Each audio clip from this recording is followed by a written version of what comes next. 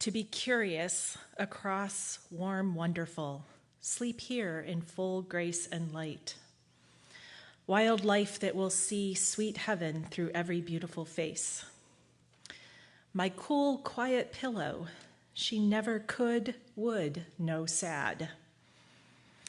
So I learned at 3:30 yesterday that I would get to be sharing something with you, and those were pieces of magnetic poetry that I had up in my office that I had put on a thing. And so it's funny how something can seem profound when you're like grasping at straws and saying, okay, where can I go with this? And somehow when I read those words that I had not noticed in probably a couple of years, something about them seemed apropos to what I had decided was my topic. Since we're talking about the big questions, I was literally at the beach with the dog when Kent called and said, I have COVID, and would you be around? And I said yes, and then I thought, oh, what did I just say yes to? What am I going to talk about? So I was flipping through my notes that I take every Sunday, and I found lots of different topics and directions I could go, but all of them I thought, those require more time. You know, I need more reflection if I'm really going to do them justice. So what else can I do? And then it popped into my head, oh, I know, the big question, what is the meaning of life? We can talk about that in 20 minutes. Sure, okay. You know, and even to reduce it even a bit more, which is the question I asked during pre-talk, which is, what's the point? Which is sometimes the question we ask, especially when we get frustrated with life, or we're in teenage angst, or if we're depressed, or feeling frustrated, or stuck in some way. We'll say, what's the point of all of this? And so I thought I'd explore a little bit about what's the point? What is the meaning of life? And even why do we ask that question? And this also gave me an opportunity to try something that I have often thought about, particularly on Sundays when I've had the pleasure of teaching, and that is to draw from the wisdom of the pre-talk.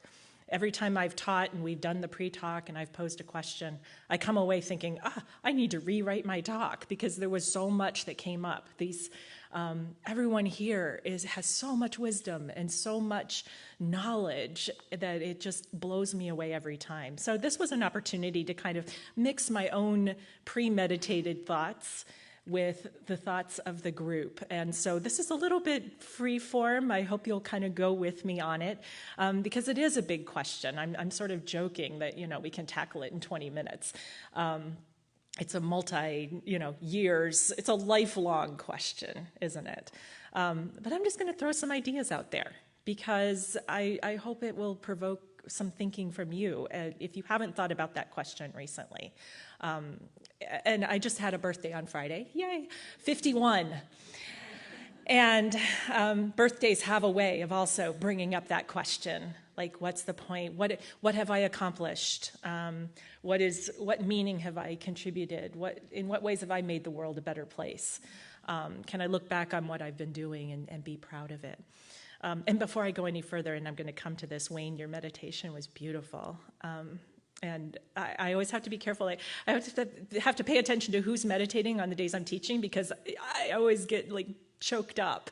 And that was the case today. That's never happened to me. No, it never has. It never has. But we always talk about, sometimes that interesting serendipity when the meditation intersects with the teaching. And you thought that, we had mythos and pathos, or mythos and logos. And it may or may not have intersected with that, but what you said intersects with what I want to share perfectly. So thank you. So why do we ask that question? What's the point of asking what's the point?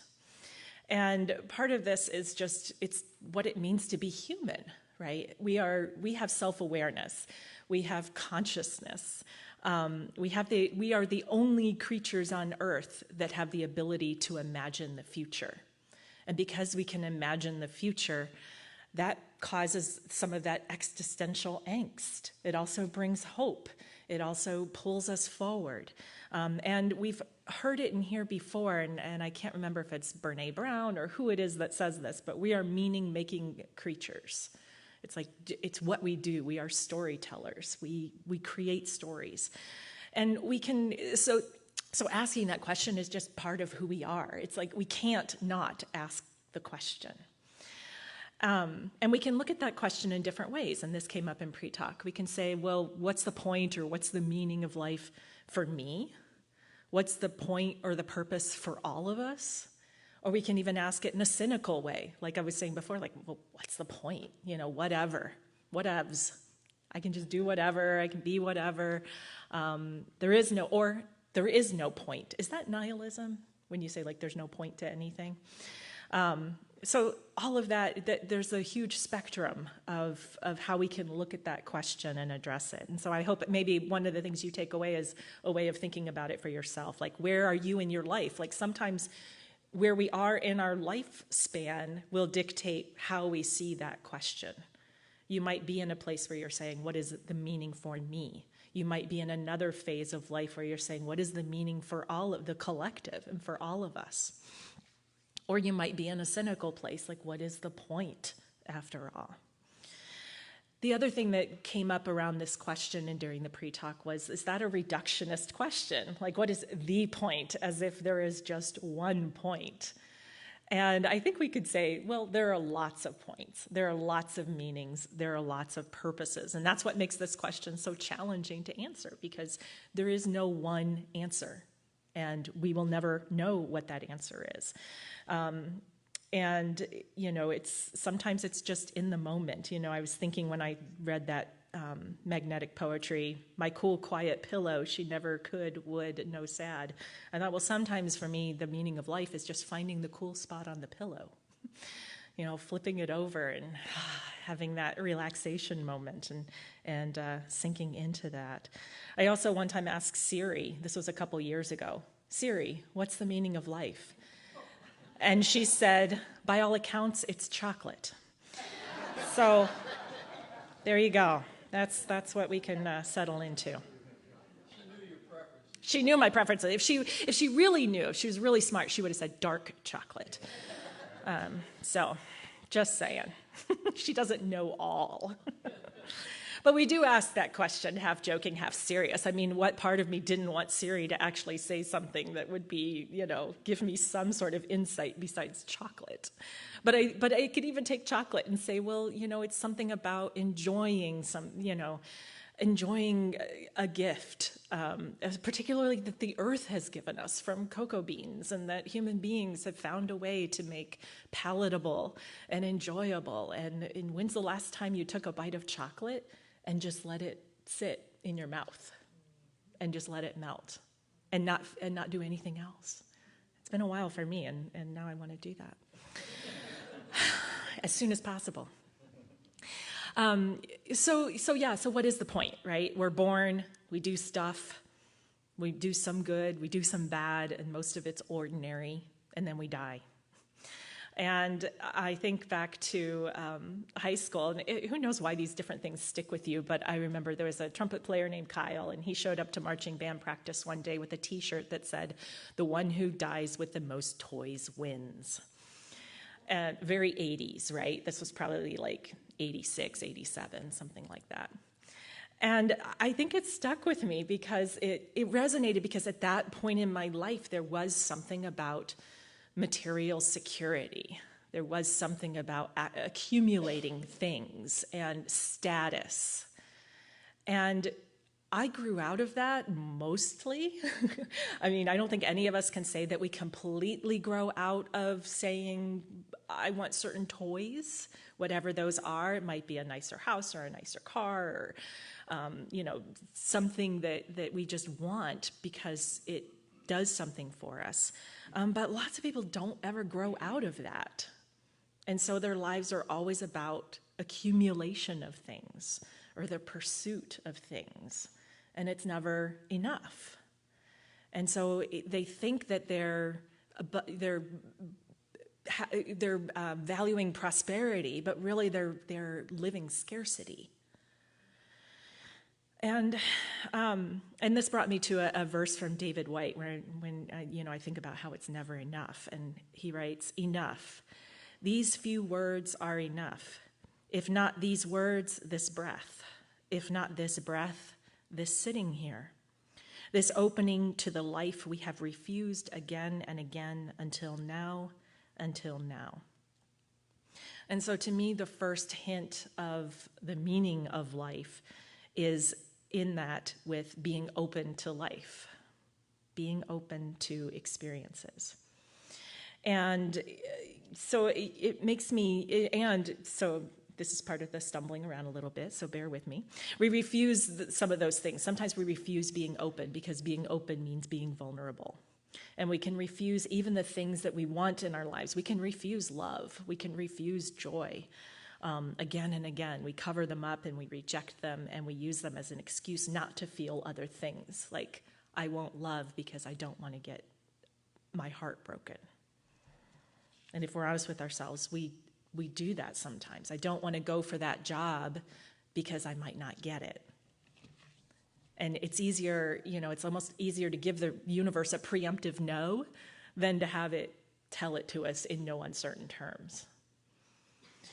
And so, I started making this list of, to me, what comes up when I think about the meaning of life. And I'm going to share some of my thoughts, and then I'm going to share what came up in pre-talk. One is, let's see, what was the first thing that I wrote? Well, one thing that came up this morning, to keep seeing and hearing everything, to stay awake to life. I think I thought of that because I thought of the magnetic poetry. Like, I did that a few years ago, and then I stopped seeing it. And how much do we walk through life and we stop seeing things? So maybe part of our purpose is I said we are self-aware, we are conscious. It's to stay conscious, to not fall asleep, to not stop seeing things, especially beauty. And I think that's the call of the artist, is to continue to keep putting that beauty out there so that we continue to see it.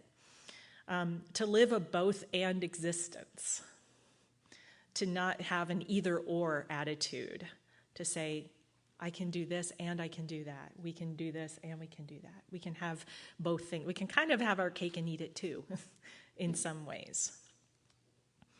To see alive as a verb. And that came up, I was looking through a beautiful book, John O'Donohue, To Bless the Space Between Us. And he has a blessing called Axioms for Wildness. And the very first sentence says, alive to the thrill of the world. And at first I had to read it because alive we usually think of as a state of being, a noun, I guess. I am alive, or actually alive is a verb. But alive, I am to be alive to the thrill of the world is part of our meaning. To get to know our multitudes. We talk about our multitudes a lot in this space. We talk about all these different parts of ourselves, the light and the shadow, the good and the bad, the part of us that wants to do the right thing, the part of us that just hopes that somebody else will do the right thing. And so to get to know all of those parts and to even embrace them and to say, this is to integrate and to be whole is another part of our meaning. Then to give more than you get, and to give and receive generously and graciously. A big point is to see, be, and create beauty, to piggyback on what we heard last week, what we just heard from Wayne. Beauty opens us up, it softens us, and it connects us to mystery and awe. And I've long been inspired by, sometimes I think of beauty, and honestly, because I'm also a photographer, I think, what's the point sometimes? I'm like, it's a pretty flower. So what? Who cares? It's cool, it's pretty. So what? In my most cynical kinds of moments. But then I remember about it connects us to mystery. It connects us to awe. And I remember that it's part of what we need as humans. Reading Viktor Frankl and Elie Wiesel, when they're talking about experiences during the Holocaust, you have people, Holocaust. You have people who are in like the darkest, most dire, feeling hopeless situations. And what do? Often they're creating art.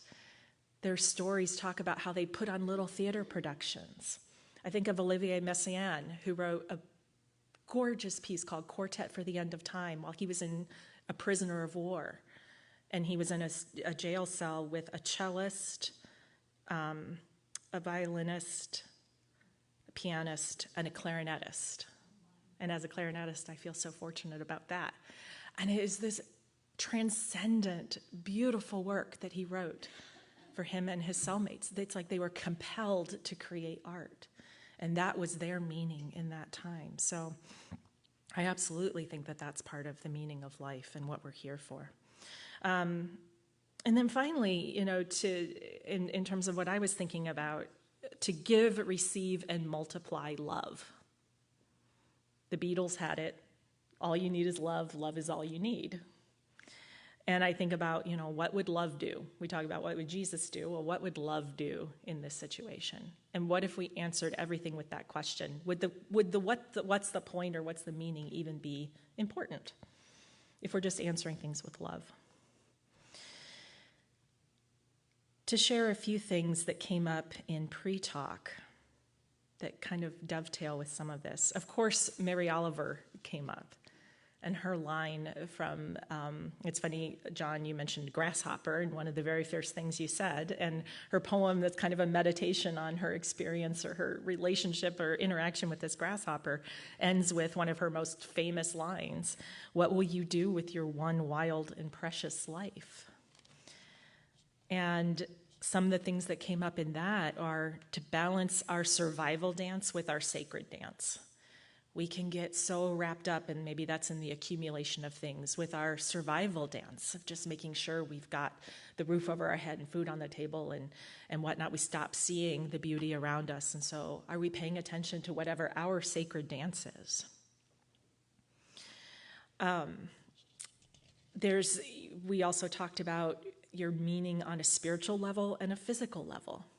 It was mentioned that on a spiritual level, for some people, and I often count myself among them, I see each of us, each person here sitting in this room as like one cell of God or the divine or the ground of all being.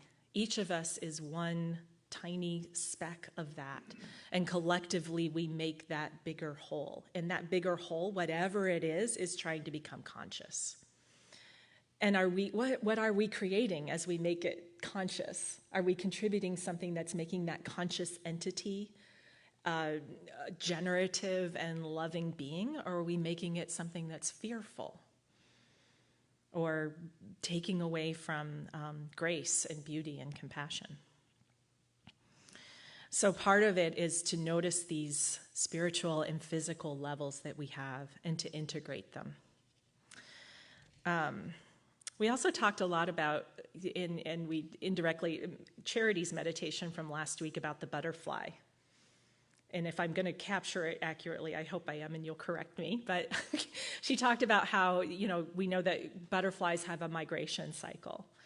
And the butterflies that come south to north are 3 generations, at least, where the generation that sets out reproduces, dies away, or stops the journey. The next generation is that middle leg. They either stop, they reproduce, stop, or die, and then the final generation completes the journey.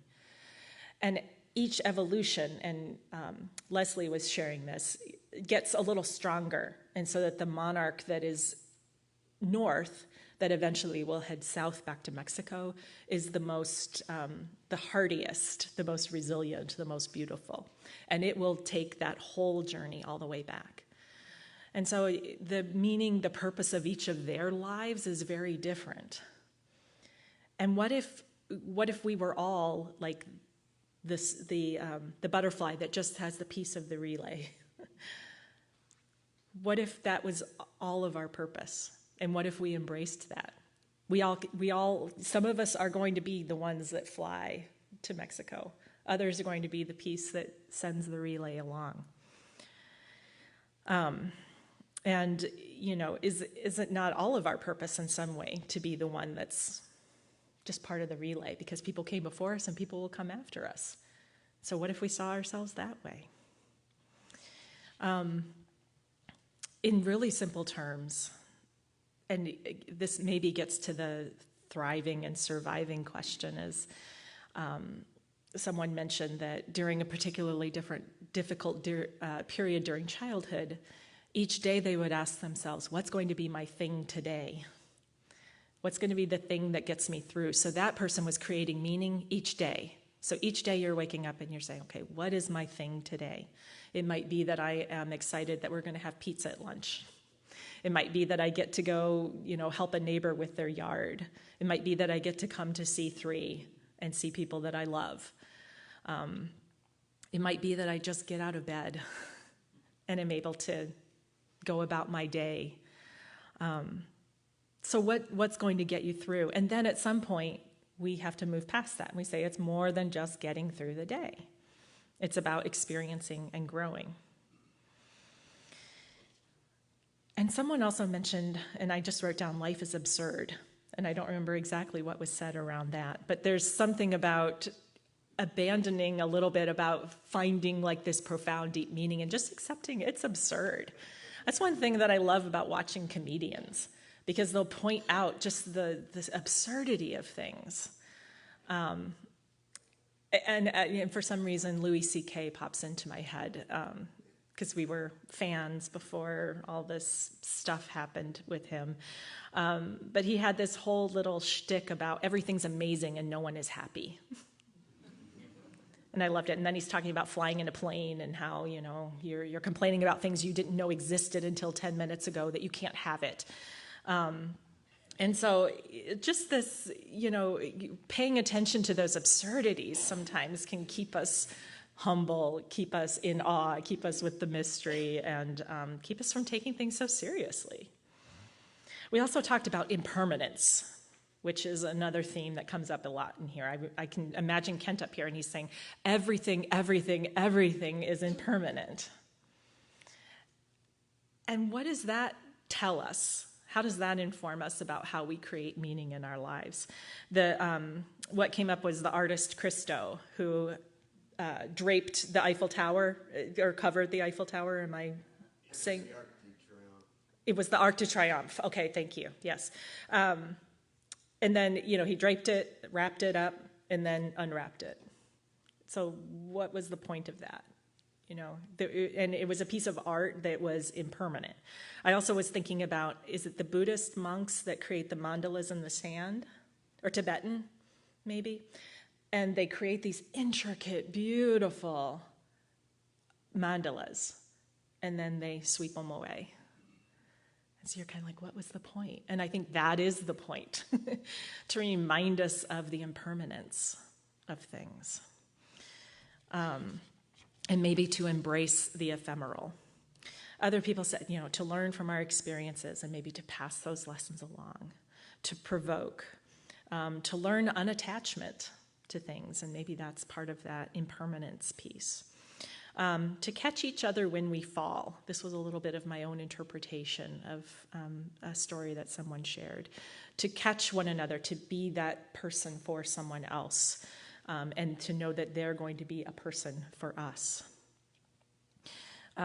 Teresa brought up patients with dementia, because we started talking about memories. And if we didn't have our memories, would life have any meaning? And she said, it's evidence that the patient with dementia will continue to keep going. Like, they get up every day. They keep wanting to live. There is something that they want to live for. And so what keeps us going? What pushes us to live despite not having perhaps those memories? That's a bigger question that I don't even want to try to answer. But it's sort of a very primal urge that we have. And somebody asked, is it just navel gazing to ask this question? It's like, well, no, I think it's part of the meaning of life, or part of our purpose and point is to ask, what's the point? And to keep asking that question. So I'll just leave with, those are some of those pieces and that folks offered into this. And so I leave you with asking yourself, like, when you think about that question, where are you in your own life and your relationship to that question? Is it something that's about where you are and what's my meaning? Sometimes I feel like we're asking the wrong question, like, what's the meaning, and saying, like, what's my meaning? And how am I going to live into that? What is the meaning for the collective? And see where you fall on how you think about that question. And, I do keep, and the other one, the other one that I came to a few years ago, which was basically to feel all the feels. I thought that's our purpose in life, to feel all the feels. We are human beings that have been gifted with this massive range of emotions and feelings, from grief and sadness and loneliness to boredom, to contentment and peace, to joy, to elation, to ecstatic.